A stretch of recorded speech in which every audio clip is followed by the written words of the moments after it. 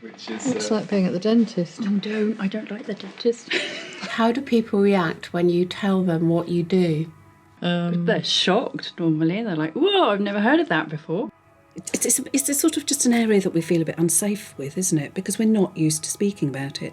Because we don't look after our dying people in the community as we used to.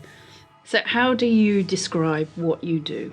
I actually tend to say I'm working with a family, supporting a family where someone's dying. We're just a presence that's constant and stable. I help people to live until that very last moment. And when all the world is falling around them, you're just grounded and they know what they're going to get from you. I absolutely love doulaing. I think it's what I was put on this earth to do. Accompanying someone who's dying is probably the most intimate time you can spend with somebody. So how do you deal with the emotional impact of seeing people die? Maybe the emotional impact comes once you go home.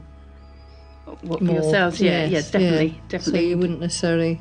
You wouldn't... Well, you hope you wouldn't fall apart at that moment. No, not much help if you when do you that. get home, eat cake. But I definitely think as you get out the door and you unzip your doula roll, you've got to remember who you are. And so that might be walking the dogs or painting or anything that just seems normal to yourself. And if it's particularly hard, I think I'd go home and give my children or my husband a big cuddle and hold on tight for a while. I go home, I sit in the car, I cry, I phone up a colleague, or another doula or somebody who is in my personal circle, and I deal with it, but I deal with it separately. The emotional impact to me sort of conjures something sort of scary or unboundaried, whereas actually if you've been with somebody up to the point of death, that can be quite an amazing It's huge, isn't it? time as well, can't it? Yeah. And it depends who's there with you as well. If you've got family members and you're all together, and there's this deep connection, including the person who's dying, when they go, it's very powerful. Any last words that stayed with you? My father, just before he died, sort of sat up in bed and opened his eyes very wide and said, "Where am I going?" Dying is not like it is in the films. People do not come out with really clever, witty comments. They're more likely to die peacefully and just want to express love. I think that's the strongest one. I love you. You can't get any better than that, really, can you? Is there a perfect way to die? Yeah, Hollywood. Holby City. Some people want to die at home. Some people want to die in hospital. Some people want the people that they care about around them, while other people do not. They actively choose to be on their own. You're at peace with yourself. You're at peace with your family. I'd say when you're asleep, actually. Would you? Yeah. Oh no, I want to know what's going on. Would you? Yeah.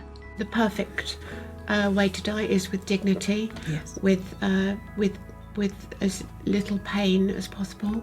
If I had a total control over the way I was going to die, I would be on a warm day in my bed or curled up on a settee in the garden with my family around me, with a glass of wine and Beethoven playing. How can we make end-of-life care better? I think one of the most important things we need to do is to train people to have conversations about end-of-life care. I think it's something like 70% of GPs felt that they were not equipped to have end-of-life conversations, and yet they are supporting a whole community where everybody is guaranteed to die. And how do you feel about your own mortality? I'm all right about it, actually. I accept that I'm going to die one day. I feel really fantastic about my own mortality. So no, I agree. I'm not scared No. of it, but I'm not quite ready for it yet. Oh no. No. Got lots to do. Absolutely, lots of shopping.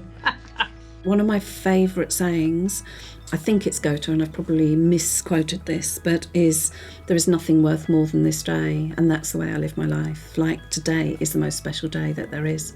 So when I die, I die.